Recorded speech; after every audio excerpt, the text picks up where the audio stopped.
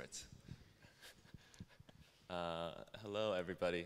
Welcome to the talk. I first want to thank all the organizers and the volunteers who can make this happen. It's really great to be here. Also, thanks for you guys for skipping Vlad's talk to be here. I'm from LiveStreaming, and I'm one of the core devs.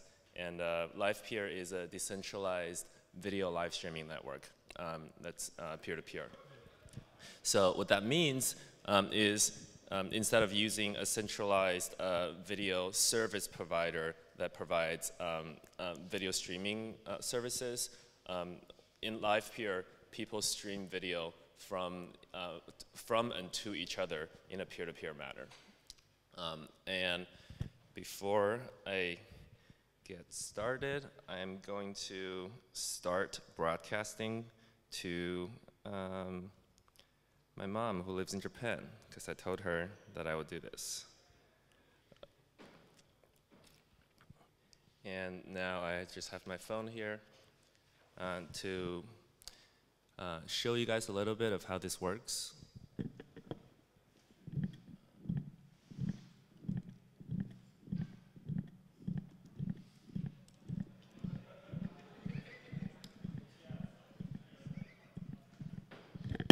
So right now, what's happening is this is all running on the Rinkeby testnet. It's streaming from my phone into a peer-to-peer network, and it's using the incentives in the peer-to-peer network to stream the video around and to do the processing of the video. It's also using some protocol level verification to make sure the computation can happen in a trustless way. So today I'm gonna, you can see there's a little bit delay, and in regular internet broadcasting there's about 30 seconds to a minute of delay. So today I'm gonna talk to you a little bit about how this works. I'm not gonna go into all the details because there's not enough time, but I will talk about some of the decisions that we've made in order for this network to work with Ethereum as it is today. To overcome some of the challenging problems for scaling on the network, and then tell you a little bit about the future of the network and what it holds. So let me go back to my slides.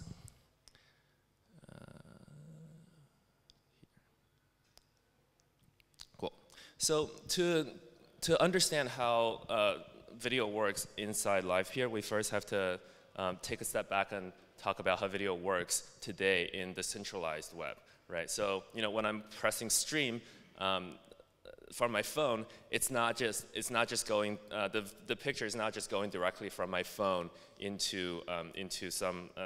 onto some device, right? There's this kind of treacherous process that the video has to go through in order to reach all kinds of devices in kind of all over the world. So, so just a quick walkthrough. When you broadcast a video from any video source, usually it gets inputted into a cloud-hosted media server. This media server does a few things that are really important. One is that it transcodes all the video into all kinds of different bit rates and all kinds of different formats in order to be able to serve it in any network condition, right? Think about like your phone being on a 3G network versus sitting at your home. Maybe you have high-speed internet. That's a very, very different requirement. Also, all kinds of devices with all kinds of, a video on the phone is a lot smaller than a video on HDTV, right? So in order for the video to be consumed by all devices, there's a lot of processing that's involved. Another thing that it can do is to store the video for a later playback, and also it can potentially apply DRM on top of the video to preserve the privacy of the video itself. And if you want to send the video to a lot of people, you have to send it into a content delivery network, which multiplies the video and then sends it to the edge of the network where all the devices are to consume them. So on top of this complexity, we also have this issue of capacity planning, right? It's kind of like building roads. When a city builds roads, even though most of the time the roads are empty, but they have to build these wide highways in order to account for when peak traffic happens, which often happens like this, right? So what you end up having is you have to build a lot of infrastructure and hold it in place just to account for when a lot of people are coming to your service and using your streaming service. Even though like AWS and Spot instances are making it a little better, because you can, on the application level, you can spin up and down these nodes. But on the infrastructure level, a lot of times you still have to keep the headroom in order to account for the capacity. And this is a really systemic problem in the video industry, right? Because this introduced a lot of cost in the industry. So if you want to do video transcoding, and you want to use a SaaS service, it costs about $3 per stream per hour. Or you can license proprietary softwares if you want to build your own stack, but also that's very expensive. Because there's no good open source solutions, no open source media servers out there, people don't have a lot of options. On top of that, the delivery of the video is also very expensive. It comes out to be about $1 per user per month for a popular service like Twitch or YouTube. And when you add that up, if you have millions of users, you could be spending millions of dollars just to deliver the video, right? And this is a big problem because this prevents existing video applications and video services to be independent entities, right? Because if you look at all these popular services on the internet that serve video, a lot of times they eventually get bought up by these giant corporations with big pockets, right? YouTube for Google, Twitch for Amazon, so on and so forth.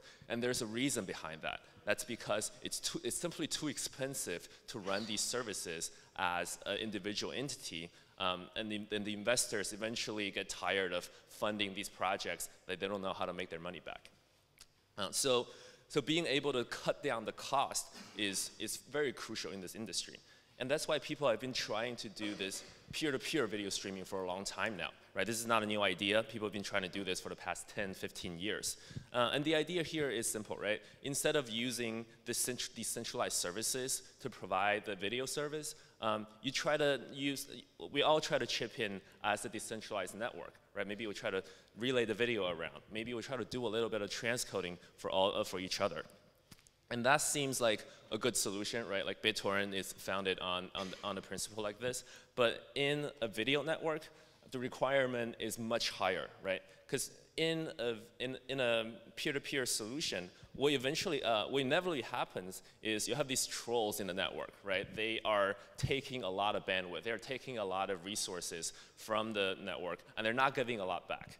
And these protocols don't really have a way to effectively protect themselves against bad actors in the ecosystem. So even just a few bad actors can really grind the network into a halt.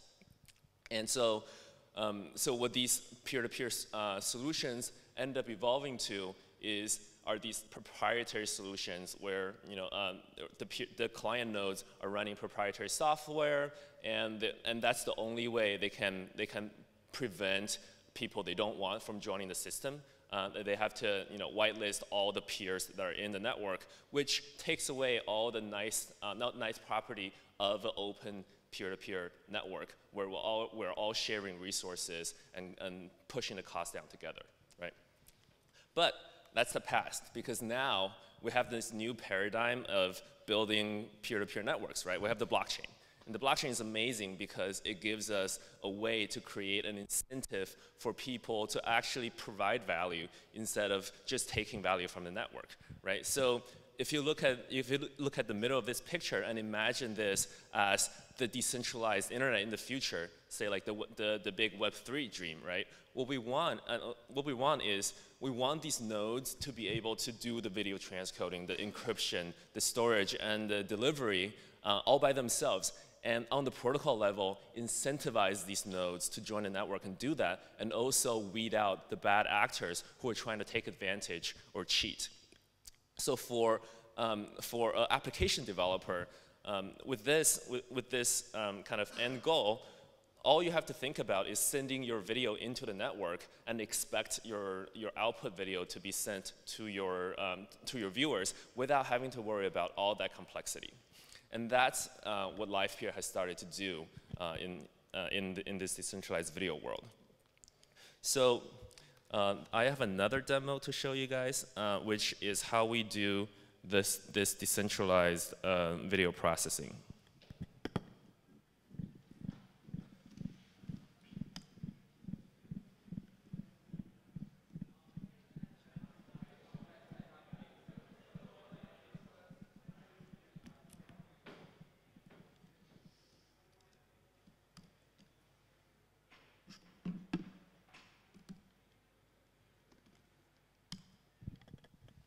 So let me see. So what I have done here is I have shared a video stream into my computer.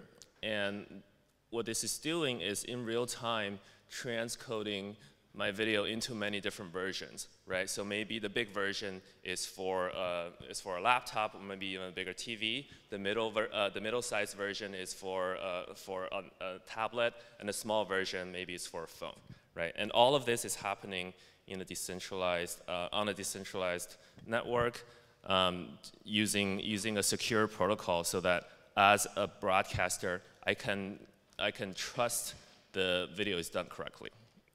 And this is what enables a really smooth playback experience on the internet called the adaptive bitrate streaming. And what that means is the player knows how to switch between the video format, the video bit rates, depending on its own network condition.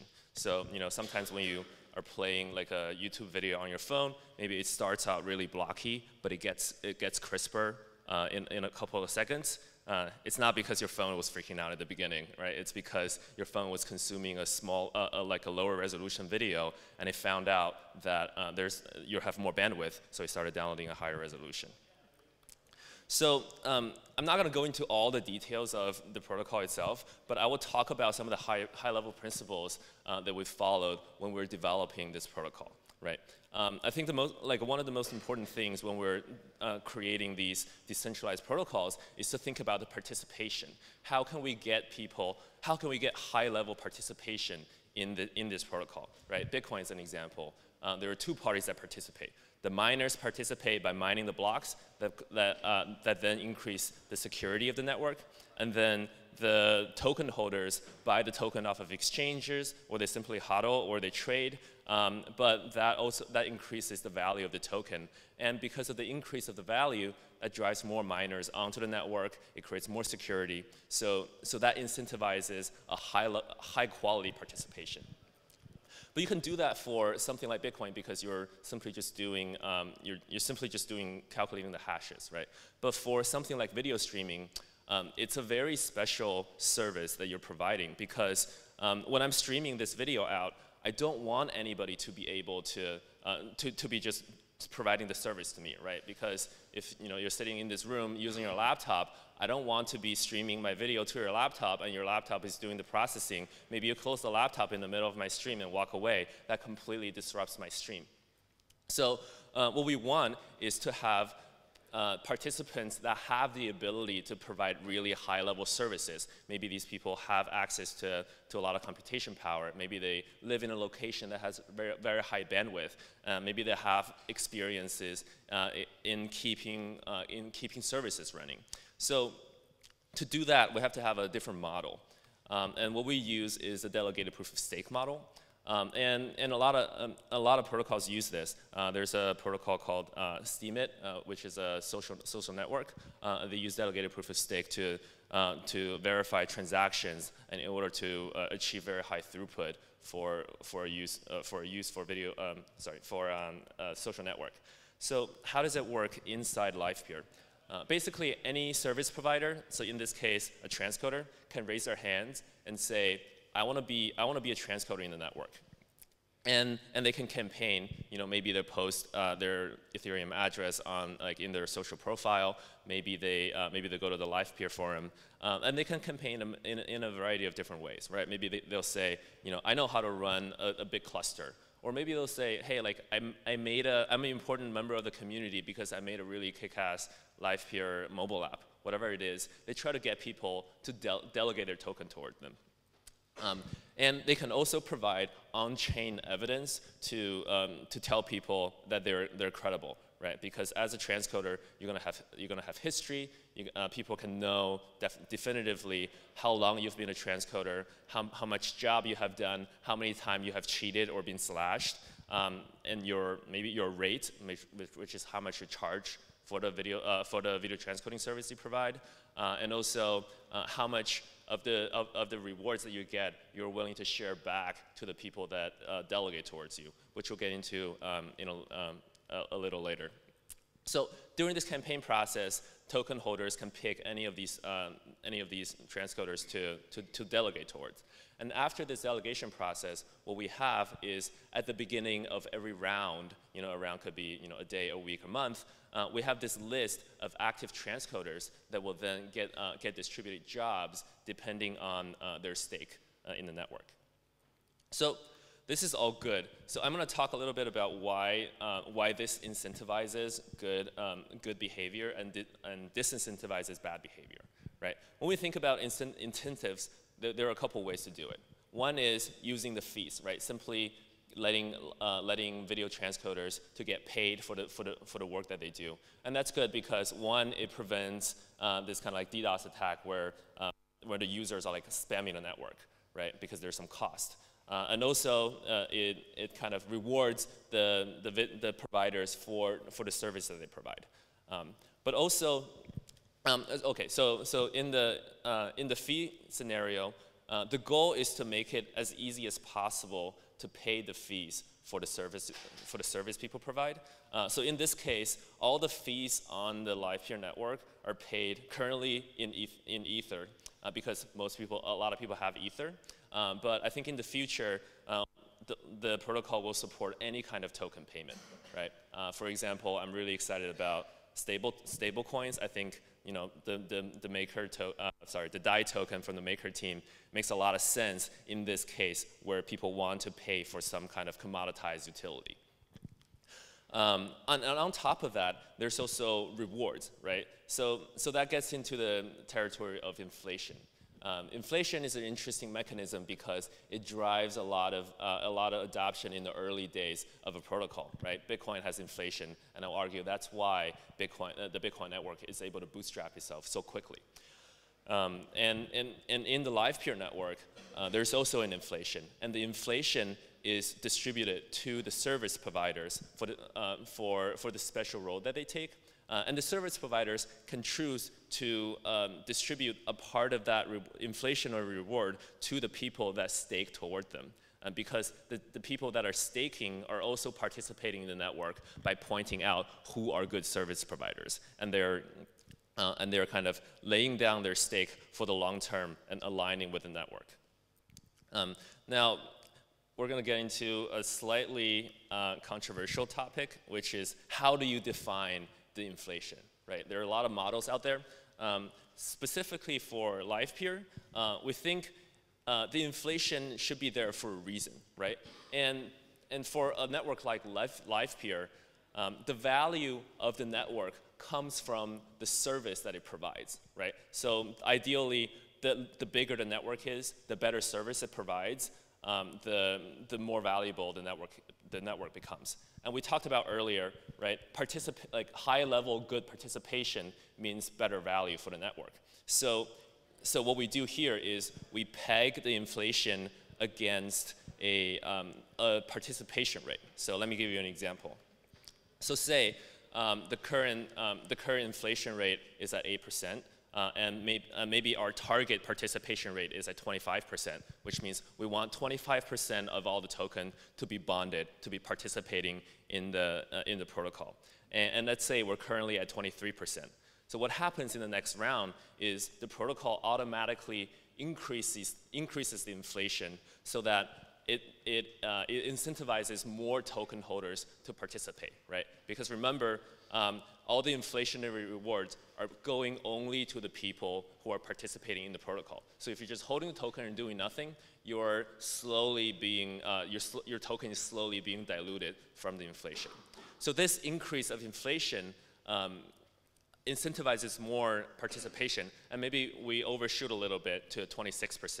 And in the following round, the inflation rate automatically adjusts down. So maybe some people unbond because of that reason.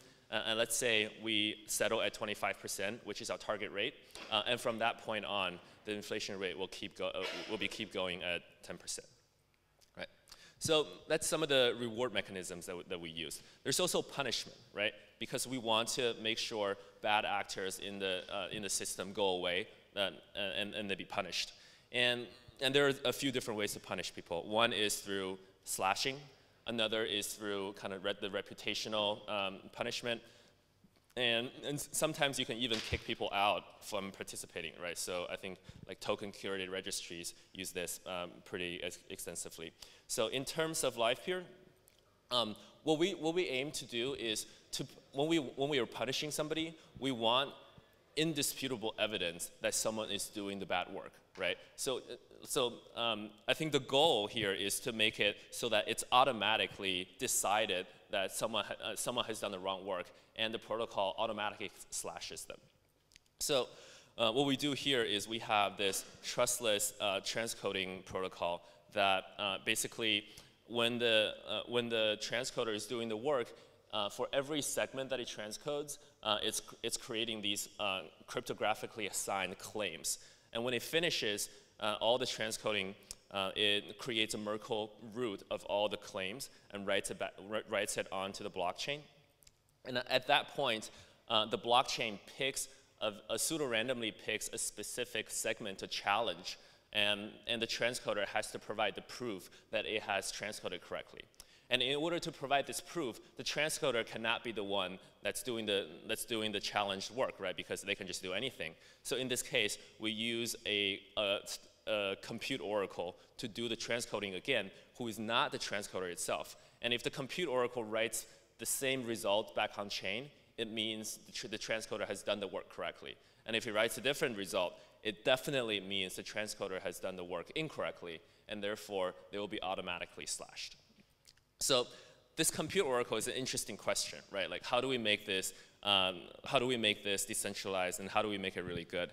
And this is an open research question, and we're really excited to be participating in the TrueBit research. We've been working with the team for a while, and recently we've made a lot of good progress on this front. If you haven't checked out TrueBit, you should definitely do that. It's a really cool project. Use some really clever compiler level trickery to narrow down the computation to a single computation step and execute that on chain, and it's able to figure out who has done the right work. I think they're looking for compiler engineers to join their team, so if you're interested, you should definitely talk to them.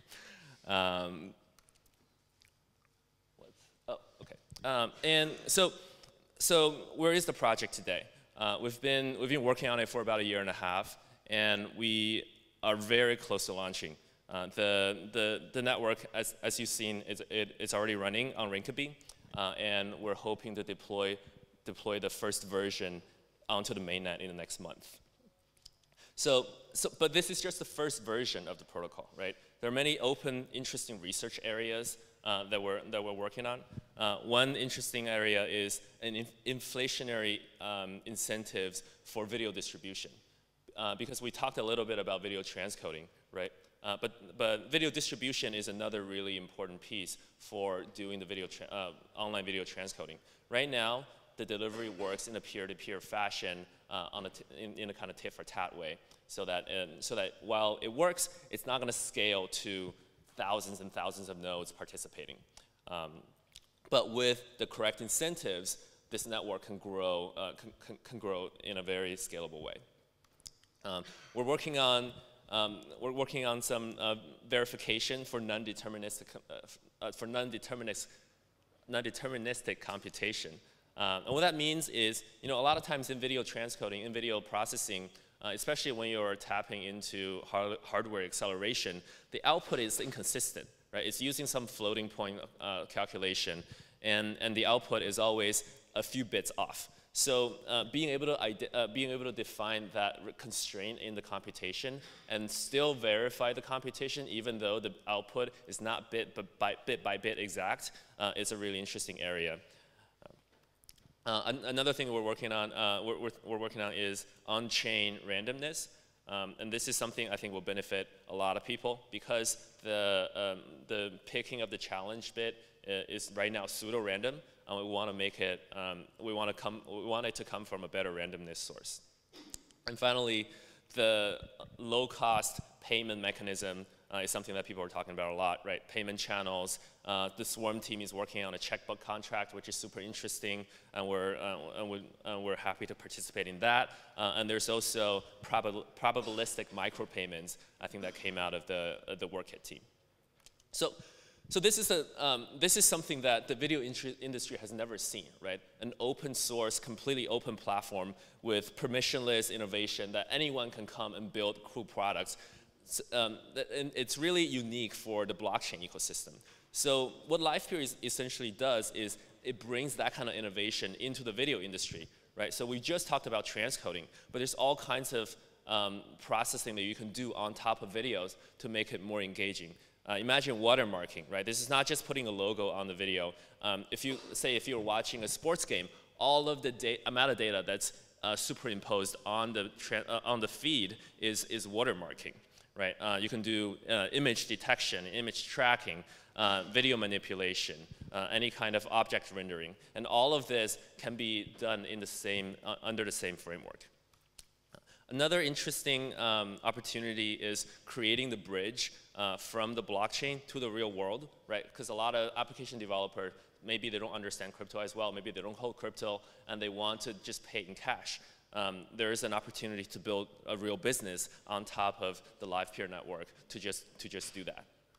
And finally, there are so many dApp ideas that we have, right? And this decentralized video service creates all kinds of new opportunities that was not available before. Something I'm really excited about is unsensible journalism, right? When a war or a conflict breaks out, the first thing that gets cut off is the live video feed. But with a decentralized network, it's much, much harder to censor the video. You can create auto-scalable social video services because of the underlying economic principle in the blockchain. You can create pay-as-you-go video services that really creates a tool for small business owners instead of tying them to a centralized platform that charges anywhere between 30 to 80% of the transaction. And there are all kinds of interesting dApp ideas that we haven't even thought of. So to make it really easy for people, we've created LivePeer.js, which is a newer project, but it contains all the components that's needed in order to create a dApp on top of LivePeer and Ethereum. So the video players that I just showed earlier was a completely decentralized application that's using LivePeer.js to talk to the peer-to-peer network and the blockchain. So that's all from me. Again, I'm from LivePeer. You can find us in our Gitter at gitter.im/LivePeer. And do I have time for a few questions? One question. I'll be outside after. Can you expand a little bit on the token model? Very interesting. Yeah. So the token is really there to incentivize high-level participation, right? So as people are staking their token, the token is not used for payment because we want payment to be as easy as possible so that people can pay with anything. The token is really there to, as you can say, as a governance mechanism, and it's meant to say I guess one use case is for it to reward people and attract service providers onto the network, because anyone can provide their service, but we want people to be participating from all over the world. And the geographic element in video streaming is important. Another is it allows people to stake their token toward certain service providers to vouch for them. And basically that's a signal for the broadcasters to come in and say, I want to, because I want to use high quality video service, then I can pick the ones that have more stakes. Yeah. All right. Thank you all for being here, and I'll be outside.